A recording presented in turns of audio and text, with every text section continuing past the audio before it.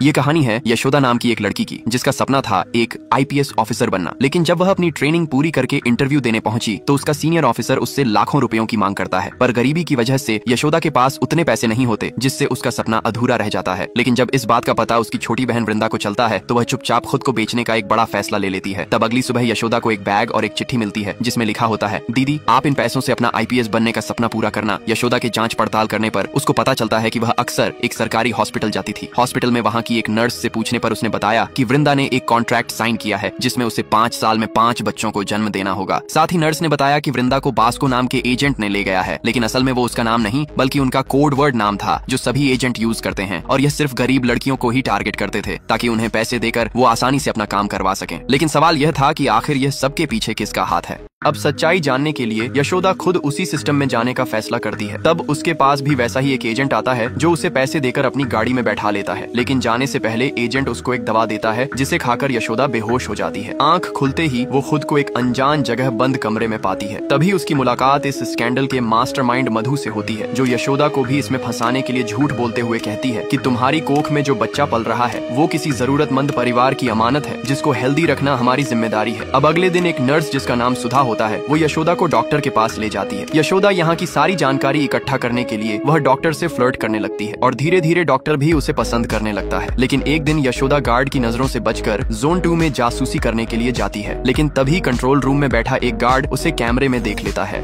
Guard जैसे ही उसे पकड़ने आता है उतने में डॉक्टर गौतम भी वहाँ पहुँच जाता है और गौतम यशोदा से पूछता है, तुम यहाँ क्या कर रही हो? तो यशोदा झूठ बोलती है, मेरा बैग यहीं रह गया था, उसमें मेरी बहन की फोटो है। डॉक्टर उसे भरोसा दिलाता है कि बैग उसे पहुँचा दिया जाएगा। यशोदा को कोई और मौका नहीं मिलता और वह जॉन 2 से बाहर निकल जाती है। अगले दिन हॉस्पिटल में प्रेग्नेंट लड़कियां एक दूसरे से बातें कर रही होती हैं कि वो किस मजबूरी में यहाँ आई थी। तभी एक लड़की काजल अचानक अपने पेट को पकड़कर चीखने लगती है। डॉक्टर उसे तुरंत जॉन 2 के ऑपरेशन थिएटर में ले जाते हैं। काफी देर बीत जाने के बाद भी न काजल की खबर आती है और न कोई रिपोर्ट। सभी लड़कियां घबरा जाती हैं। तभी वहाँ पर मधु आती है जो कहती है कि काजल का बच्चा पेट में ही मर गया था और उसकी तबीयत बहुत बिगड़ गई, इसलिए हमने उसका इलाज करके उसके घर भेजवा दिया है। लेकिन क्या वाकई काजल को घर भेज दिया गया था? अब यशोदा काजल की सच्चाई जानने के लिए बेहोश होने का नाटक करती है। यशोदा को बेहोश देख डॉक्टर उसे उसी ऑपरेशन थिएटर में ले जाते हैं जहां काजल को ले गए थे। थोड़ी देर बाद जब यशोदा की आंखें खुलती हैं तो वह देखती है सामने एक नर्स सफाई कर रही है। पर जैसे ही उसकी नजर उस नर्स के हाथों पर जाती है तो वो चौंक जाती है, क्योंकि उसके हाथ में वही अंगूठी थी जो काजल ने पहनी थी। अब यशोदा को पक्का यकीन हो जाता है कि काजल के साथ कुछ तो गलत हुआ है। वह नर्स के पीछे जाने लगती है, लेकिन तभी वहाँ डॉक्टर गौतम आ जाता है। गौतम को देखकर यशोदा चक्कर आने का ड्रामा करती है और बड़ी चालाकी से उसका एंट्री कार्ड चुरा लेती है। अब यशोदा को बीमार कर एक स्पेशल रूम में शिफ्ट कर दिया जाता है। अगले दिन फिर एक और प्रेग्नेंट लड़की को लेबर पेन शुरू हो जाता है और डॉक्टर उसे भी उसी ऑपरेशन थिएटर में ले जाते हैं जहां काजल को ले गया थे। अब यशोदा चुपके से उस चुराए हुए कार्ड का इस्तेमाल करके थिएटर तक पहुंच जाती है, लेकिन वहां उसे उन्हीं के साथ की एक लड़की मिलती है जो यशोदा से कहती है, इस दरवाजे के अंदर जाना नामुमकिन है क्योंकि यह मेटल का है। जब यशोदा उससे पूछती है, तुम्हें यह सब कैसे पता? तो वह अपना नकली पेट निकाल कर बताती है कि मैं भी उन्हीं में से एक हूँ। इतना कहते ही वह लड़की यशोदा पर हमला कर देती है। यशोदा खुद को बचाने के लिए उसे जोर से धक्का देती। अब यशोदा उस गैंग की एक लड़की को मारकर यहाँ का सच जानने के लिए एक खुफिया कमरे में जाती है। अंदर जाते ही यशोदा सामने का नजारा देखकर उसके रोंगटे खड़े हो जाते हैं, क्योंकि कमरे में चारों तरफ फ्रीजर चैम्बर में रखी उन प्रेग्नेंट औरतों की लाशें थीं जो यहाँ सिर्फ पैसों के बदले बच्चे पैदा करने आई थीं। तभी अचानक उसकी नजर काजल की लाश पर पड़ती है जिसको मधु ने कहा था कि उसका इलाज करके हमने उसे घर भेजवा दिया है। यशोदा यहाँ की असलियत जानकर फूट फूट कर रोने लगती है। इधर स्टोर रूम में गार्ड को वही मरी हुई लड़की की लाश मिलती है जिसे यशोदा ने मारा था। तब गार्ड कैमरे में चेक करता है तो उसे उसमें यशोदा दिखाई देती है, इसीलिए गार्ड यशोदा को पकड़ने के लिए दौड़ता है। तब यशोदा गार्ड से जान बचाकर एक अंधेरे कमरे में छिप जाती है जहां कमरे में घना धुआं फैला होता है। तभी उसे एक खास चश्मा दिखाई देता है। यशोदा जैसे ही वह चश्मा पहनती है तो कमरे का पूरा नजारा साफ दिखाई देने लगता है। तभी गलती से उसका पैर एक सीक्रेट स्विच से टकरा जाता है। लाइट्स ऑन होते ही उसे इस कमरे का असली सच का पता चलता है। असल में ये एक आइस चैम्बर रूम होता है जहाँ उन सभी प्रेग्नेंट औरतों का ऑपरेशन करके उनके बच्चों को इन डब्बों में पैक कर दिया जाता था।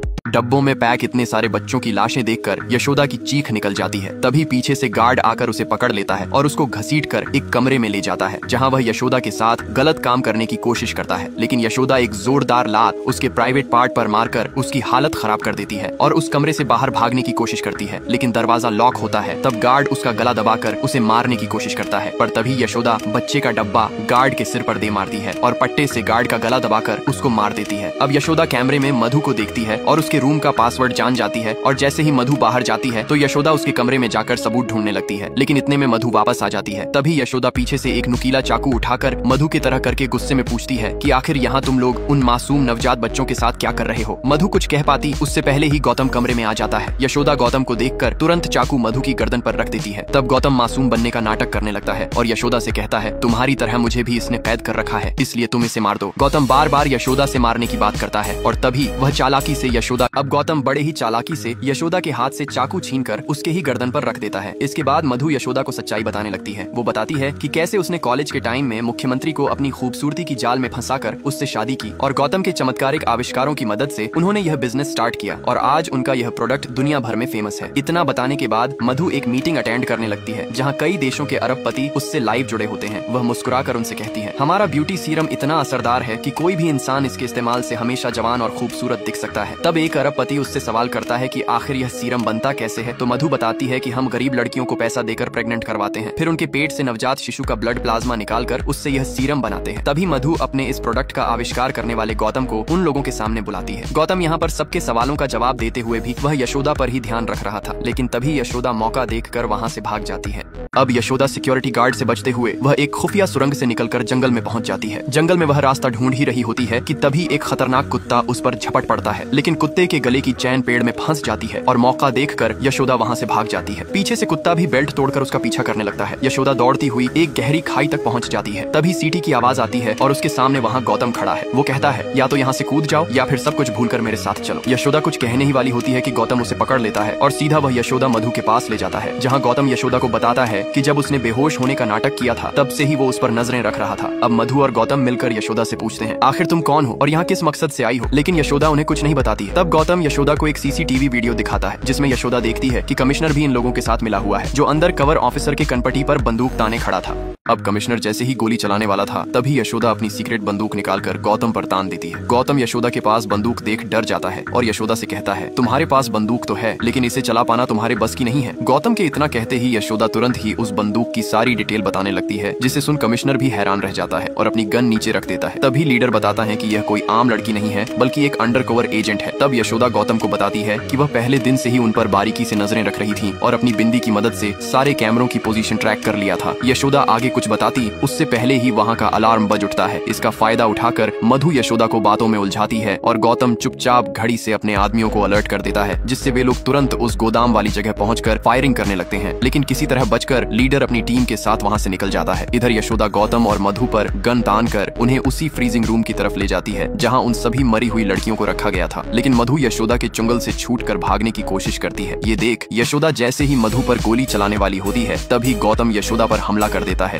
जब यशोदा की सच्चाई मधु और गौतम को पता चलती है तो वे हैरान हो जाते हैं। तब यशोदा कहती है जिस तरह तुम लोग मुझ पर नजर रख रहे थे उसी तरह मैं भी तुम लोगों पर नजर रख रही थी और मैं इस जगह की सारी सच्चाई पहले से ही जान रही थी। जब यशोदा यह बातें उन दोनों को बता रही थी तभी अचानक कुछ गार्ड आकर उसे घेर लेते हैं। तब यशोदा उन सारे गार्ड्स को मारकर बाकी लड़कियों के बीच पहुंचती है। इधर लीडर और उसकी टीम किसी तरह बचते हुए बाहर आ जाते हैं और कमिश्नर को चारों तरफ से घेर कर उसी जगह पर उसे मारकर खत्म कर देते हैं। इधर यशोदा उन सभी लड़कियों को लेकर बाहर निकल आती है और बाहर आते ही जब यशोदा मधु पर बंदूक तानती है तो मधु कहती है जिस पहले बच्चे के शरीर से दवाई बनाई गई थी वह मेरा ही बच्चा था। यह सुनकर सारी लड़कियां गुस्से से भर जाती हैं और मधु को ऊपर से नीचे खाई में धकेल देती हैं, जिससे उसकी मौत हो जाती है। तभी यशोदा को एक लड़की की चीखने की आवाज सुनाई देती है और वह कोई नहीं बल्कि उसकी ही बहन वृंदा होती है। अब मधु यशोदा को बताती है कि उसने पैसों के लालच में आकर 60 साल के बूढ़े सीएम से शादी कर लेती है। तो अचानक प्रेगनेंसी के बाद ही उसके शरीर में अजीब बदलाव शुरू हो जाते हैं। उसकी स्किन ढीली पड़ने लगती है, वह अपनी उम्र से कई गुना बड़ी दिखने लगती है, जिसका इलाज डॉक्टरों के पास भी नहीं होता और धीरे धीरे उसकी खूबसूरती भी गायब हो जाती है। उसका पति सीएम जो बस उसके लुक्स पर फिदा था अब वह भी उससे दूरी बनाने लगता है। जब यह बात मधु को पता चलती है तो वह खुद को खत्म करने की कोशिश करती है, लेकिन किस्मत से वह बच जाती है। जब सीएम को मधु की हालत का पता चलता है तो वह अपने आदमियों से उससे पीछा छुड़ाने का बोल देता है, जिसे सुनकर मधु को बहुत पछतावा होता है। लेकिन इसी बीच वहाँ पर गौतम आ जाता है जो बचपन से ही मधु को चाहता था। गौतम मधु को सीधा अपनी लैब में ले जाता है जहाँ वह सालों की मेहनत के बाद एक ऐसा एंटीडोट सीरम तैयार करता है जो पल भर में मुरझाए फूल को भी ताजा कर देता है। मधु यह सब देखकर हैरान रह जाती है, लेकिन गौतम मधु का ट्रीटमेंट शुरू करने से पहले उससे एक वादा लेता है कि जब उसकी खूबसूरती वापस आ जाएगी तो वह हमेशा उसके साथ ही रहेगी। जिसके बाद गौतम उसका इलाज शुरू कर देता है और कुछ ही दिनों के ट्रीटमेंट के बाद मधु पहले से भी ज्यादा खूबसूरत दिखने लगती है।